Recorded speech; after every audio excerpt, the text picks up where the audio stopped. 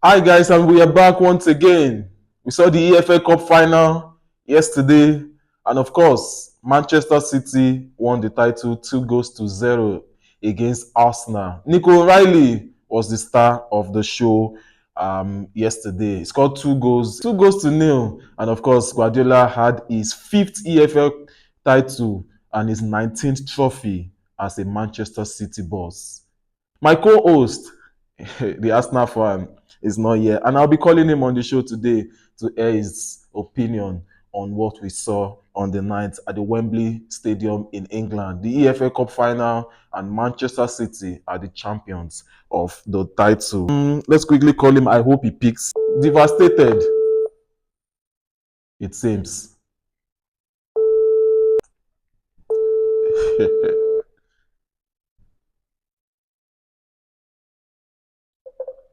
My man, the Arsenal fan, quadruple has turned to treble.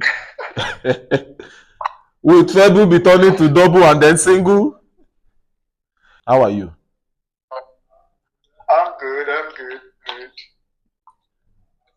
Arsenal will not spoil my shine, but then again, it's fine. I hope you slept well. Obviously, definitely. I will not kill. Even before the game, I already told you in one of the analysis we did that the way we are playing recently, we might just end up bottling most of the titles we are supposed to be competing for. And this is one of it already. The game ended 2 goals to 0. Unfortunately, Arsenal had no goal. They could not score. But were you satisfied with the way they played, despite the loss? Satisfied. That's exactly what I just said earlier. I said in the one of the analysis we did, I think it was the Champions League. I said particularly if Arsenal keeps playing like this, we'll end up bottling some of the titles. Aside that, I already know for once I cannot win the quadruple. I already know that.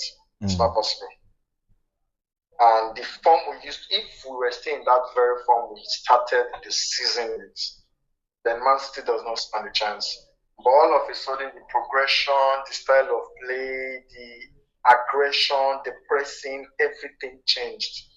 And saying that, I'm the kind of person who feels facts. I don't allow sentiments to crowd my judgments. In as much as I love Arsenal and I love the club so much, it does not mean that when I see something going the way it's not supposed to go, I would not say anything.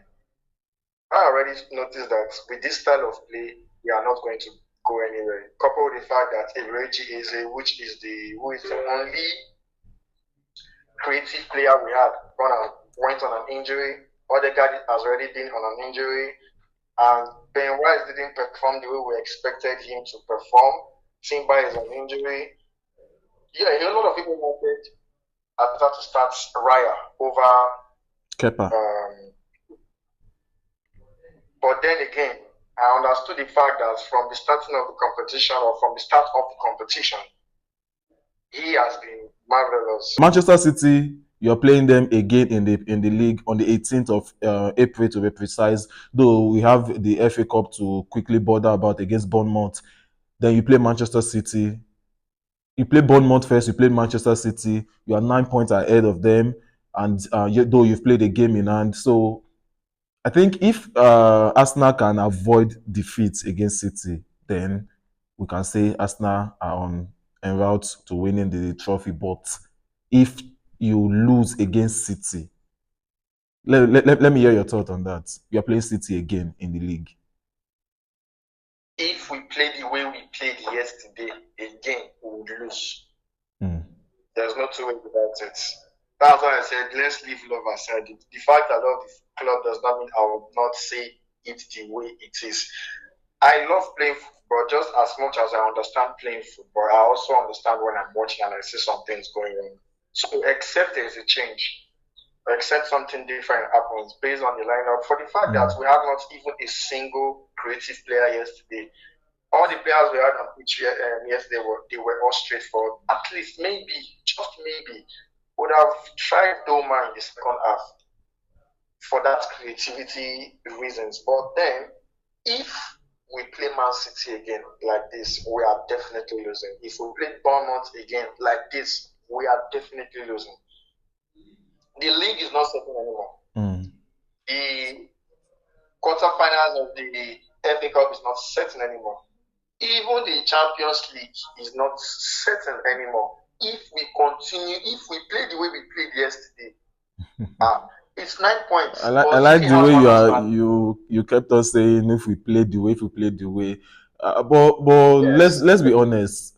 I don't think Arsenal has been, in terms of playing, in terms of ball playing, I do not think Arsenal has been exceptional, because we were watching the game yesterday and I said to my guys, like, Arsenal are top of the table, 9 points clear of their nearest rival. In the Champions League, they've gone undefeated thus far. They have been, let's not lie about it, the best team so far in the Champions League. But there's no player that has singled out in the Arsenal team. If you look at Real Madrid, you single out Mbappe, Bayern Munich. There's Olise doing wonders. There's Harry Kane scoring goals with reckless abandon. But there is that guy in Arsenal that you look and say, oh, this man. Yesterday they played horribly, but there should be a guy that will say, when the chips are down, let me carry the team on my shoulder. Do you think that would tell at the end of the season for Arsenal? If Arsenal does not, that is one of the biggest problems.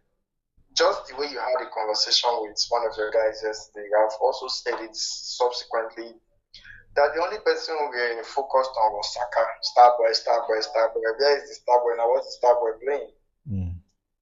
His playing, for me, is gone sour.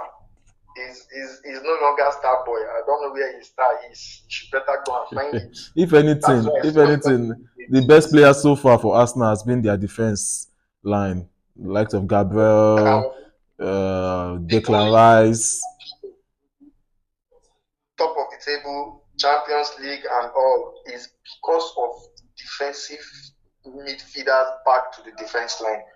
Rice has been marvelous. Declan Rice has been marvelous. Down to Gabriel, down to Saliba, down to Timber. Calafiori started marvelously on the injury stroke. Ikampi also has been marvelous, but it was so sad that early in the game he took up a yellow card, which was very, very sad.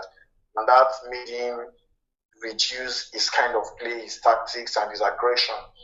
But if not because of these people at the defense line, the goals would have considered. Look at Gabriel flying in to use his head, his chest, even his private parts, any way he could literally just stop the ball. Look at the character Yuri used in stopping one of the goals they would have scored as Everton. Yeah.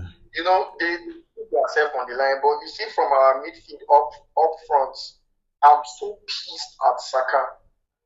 I love him, but I'm so pissed at him because we have so many chances he would have just released this ball.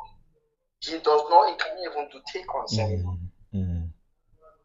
Manchester was telling me Estavio is better than Saka, but it is well.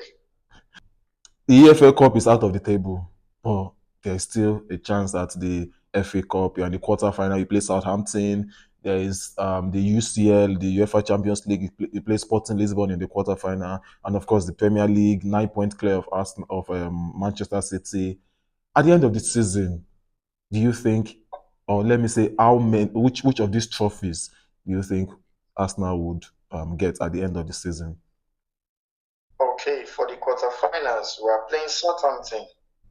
Now, let me just be honest. The only cup I would even say I would give Arsenal a 50% chance of winning is the Premier League. But you see, for the Champions League and the FA Cup, we will just probably end up bottoming it. If changes are not made. So the only one I know we have a higher chance of winning is the Premier League, 50%. I would not give us the FA Cup, I would not give us the Champions League because with our style of play, we are nowhere near those. Look at, let me just... Arsenal are undefeated in the Champions League this season. It doesn't matter. Look at the way Real Madrid is playing right now. Look at the way PSG is playing. We still talk about Bayern Munich. We still talk about Barcelona. But the good thing, you mentioned three clubs: Bayern Munich, PSG, and Real Madrid. The good thing for Arsenal is the fact that they are on the other side of the draw. So you can only meet them in the final. Barcelona is the only team in your side that you most likely meet in the semi-finals if both Barcelona and Arsenal scale through to the semi-final. With the way we are playing, I don't think we can beat Barcelona right now. That's a big one. I don't think, because the attacking prowess of Barcelona is crazy right now. They have Real, they have Rafinha. They have Lewandowski, who is a clinical striker, a really straightforward striker. He does not have time for rubbish. Let's not also leave out Fermin Lopez. Who? Fermin Lopez. Just leave out those ones. I'm talking about the biggest problems. Okay. Every other persons that are not relevant to me. I'm talking about the main and the major three persons up front, which is Yamal, Rafinha, and Lewandowski. All right. Every other person. So 50% chance for the Premier League. The Champions League, how many percent? 15 to 20%. The FA Cup. The FA Cup, I could say maybe 30%. Wow. That's a huge one coming from an Arsenal faithful. Finally, before I let you go, your London neighbor, Tottenham Hotspur, suffered a huge defeat yesterday to Nottingham Forest, 3-0. Just quickly on this one, do you think they would do enough to avoid the drop, or do you think they'll be joining the likes of Wolves, who are not mathematically relegated yet, but we know they can skate through? Do you think they'll be avoiding the drop at the end of the season? I think the only luck they will have is if West Ham ends up flopping. That's the only chance they will have of succeeding and not going to the relegation zone. Tottenham also have not won a game this year in 2026. They've not won a Premier League game in 2026. It speaks volume. It speaks, if I remember perfectly well, I also talked about the fact that ever since Kudus went on injury, they've not won any game. And okay, now let me give you a highlight. I spoke about Sunderland. I said since Xhaka went on an injury, their gameplay changed and they could barely win again. Xhaka is back. They are back to winning ways. If you check the game yesterday, I went through their games yesterday and I discovered one thing, that number one, Xhaka is back. Their gameplay has improved and their style has also improved.